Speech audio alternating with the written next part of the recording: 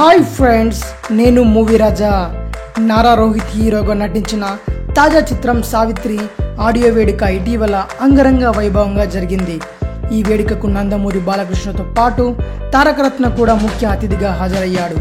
ఈ సందర్భంగా తారక్ చేసిన ప్రసంగంలో భాగంగా ఎన్టీఆర్ పై పరోక్షంగా సెటర్లు వేసినట్లుగా ఉన్నాయని ఫ్యాన్స్ ఆందోళన వ్యక్తం చేస్తున్నారు.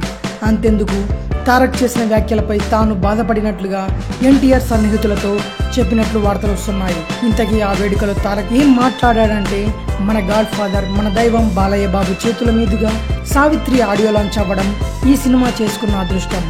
ఊహ తెలిసిన దగ్గర నుంచి మాకు తెలిసిన ఒకే ఒక్క హీరో బాలయ్య. ఆయన సినిమాలు చూస్తూనే పెరిగాం. నందమూరి కుటుంబం నుంచి ఎంతమంది ఉన్నా నాటి తాతగారి తర్వాత కూడా ఈరోజు నందమూరి అని చెప్పుకుని తిరుగుతున్నామంటే అది బాలయ్య వల్లే. ఎందుకంటే తాత ఇచ్చిన పేరు ప్రఖ్యాతలు, బరువు బాధ్యతల్ని భుజం మీద వేసుకొని నడిపిస్తున్న ఒకే ఒక్క మనిషి నందమూరి బాలకృష్ణ గారు. నందమూరి తారక రామారావు గారి మనవడిగా పుట్టించి మొదటి అదృష్టం ఆ దేవుడు కల్పిస్తే, బాలయ్యకి కొడుకుగా రెండో అదృష్టాన్ని ఆ దేవుడు కల్పించాడు. ఎన్ని జన్మలెత్తినా తాత బాబాయ్ గారి రుణం తీర్చుకోలేనని చెప్పుకొచ్చాడు. ఈ విధంగా తారక్ ఇచ్చిన ప్రసంగం ఎన్టీఆర్ని బాధ కలిగించినట్టుగా టాక్ వినిపిస్తోంది.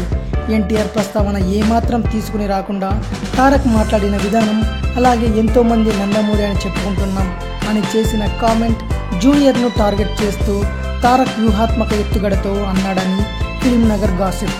ఏదేమైనా తారక్ చేసిన ఈ కామెంట్స్పై ఎన్టీఆర్ ఫ్యాన్స్ కాస్త ఆగ్రహంగానే ఉన్నట్లు తెలుస్తోంది. మరిన్ని మూవీ న్యూస్ కోసం రిమిక్స్ ఛానల్ని సబ్స్క్రైబ్ చేయండి. Thanks for watching. బాయ్.